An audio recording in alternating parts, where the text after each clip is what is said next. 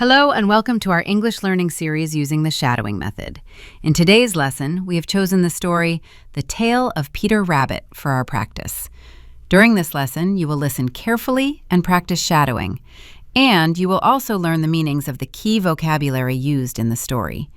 Take your time, listen closely, and repeat naturally. Now, let's begin. Listen carefully, repeat after me.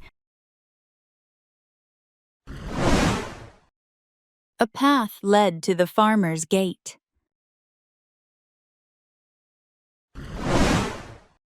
Again, listen carefully. A path led to the farmer's gate.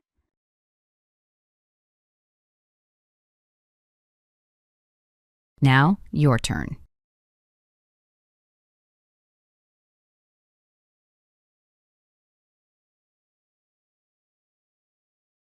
Say it again.